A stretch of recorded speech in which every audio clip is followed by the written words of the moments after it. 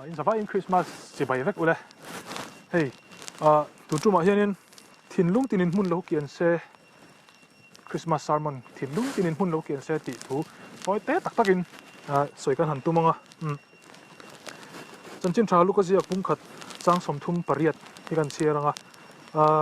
tin marin ngai te lalpa bo inu kani I thu ang zelin ka chunga thleng ro se ati tin ban tir ko chuna kal san ta I thu ang zelin ka chunga thleng ro se he nun hi Christmas nun dik tak chu ni mari chunga han pathian thutiam pathian thil tum a thlenga iton marin amen ro ti ni I thu ang zelin ka chunga thleng ro se lo ni ro se amen jon chu wang chon amma tharau thiang lim kal tlang I suwa aron piang ani thin lung tinin mun lo kian se kan safawa sapla po kan sathina sapla chuan thin lung tinin mun lo siam se tina angani ta sapla chon prepare atia chuan mizo chon mun lo kian se tin an lo le ta adik vek tho ni ti chuan maria han engwai nge I suwa lo pian thei chuan kan soi tong khan amma lalpa keima hian I thuang zel lo thleng sela mo mari kha pathian thil tuma han alo in surrender alo in phala ti chuan tharau thiang lin pol thei turin anun khan pathian hena amen tin a pumin alo in pe ni ti chuan chumi awang chuan ama I suwa lo pia khovel chandam tu I suan aron lu ani mari nuna han I suwa aron thleng thei ni tharau thiang limin aduang zong ati thei mo amen alo ti atang chi han tharau thiang limin adu zong ati theia ti chuan I suwa ama alo om voina hian in nuna I suwa chu hei Christmas kan mang fowa mitam voi tam takkan mang to voi Christmas voi som ni mang to te voi som thum mang to te chumi in kar mang mek te pok an lo om mai thei a season hi chu he ange niang a festival hi chu mi jong jong hen kum tin hen kan phang liam ji ani amai ro chu a Christmas dik tak chandam tu lo pian na dik tak hi tu hian nge an nuna lo thleng thin le kum tin hian ti hi ngai tu na ti tam thei tak mai ni Christmas pual chuan mi te chuan luang chuak thin mo Christmas pual hian mi tran pui ngai ten tran pui thina thil tha tang takan ti thin a pualin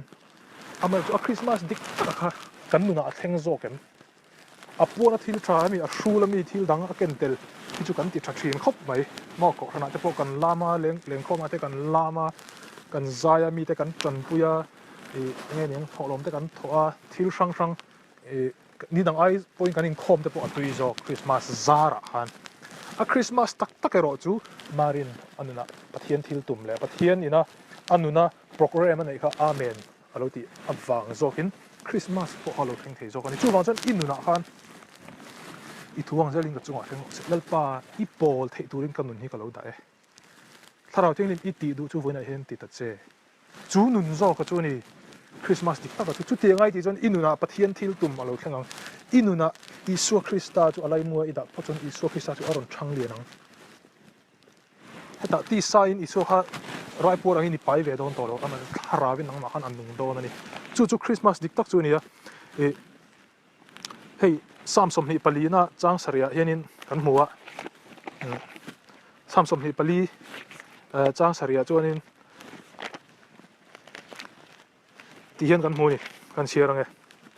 o kul kongka te u in lu chung kha choi sang ula nangni kongkhar hlun te u in khai sang ro ti chuan ro pui na lal hi alo lut don nia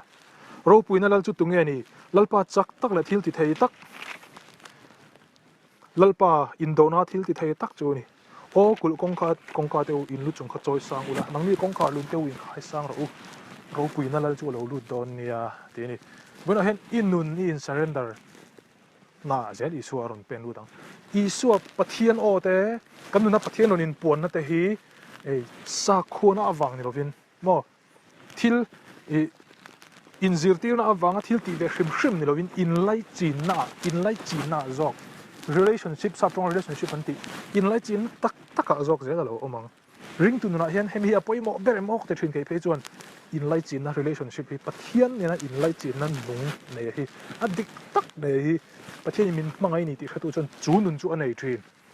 pathian in katan engki matia a fapa me min pe ni ti khatu chuan pathian hi in lai chin na thu ka nei pui thin chu ti nga chon pathian in puang thin ani chu to ang khan sa khuana anga strict taka kalna te mo thil akal phung ani awang hrim thuma Christian kal puina anga te hian pathian a in puang ni lovin pathian chu in lai chin na siam na hmuna aron piang thin ani marin pathian o alo amen na I suaron piang tuna hian Christmas kan hmang le don inuna han I suwa piang si lovin he Christmas a season he chu I hmang dal le mai don chu wang chuan in hmang don tho tho sia inuna han I soi lo amen lo lalpa I thil tum te chu ko nuna hen ka lo amen ne I thu ang zelin ka chunga theng ro se lo tira I suwa mangma I buai pui tat chuan kan pu pakhat chuan ti hian a soi tharau thiang hlim ina ti tur anei om chun chu I suwa kan nuna tarlan I suwa choi moi hi nia I suwa I buai pui chuan tharau thiang hlim hi I lo thei lo ina ron chengal don a tui lu tuk ati chu subject a chuan tharau thiang hlim a tui lu tuk anang ma ron chenge ngei don ati chu wang chuan inun khan I suwa lo buai pui se lalpa lo piang ro ke ma hian I thu ang zelin ka chunga thleng ro se I du ang chu ti nom ro se tila Christmas ti khat lo thang ang che alpan ma som che ro se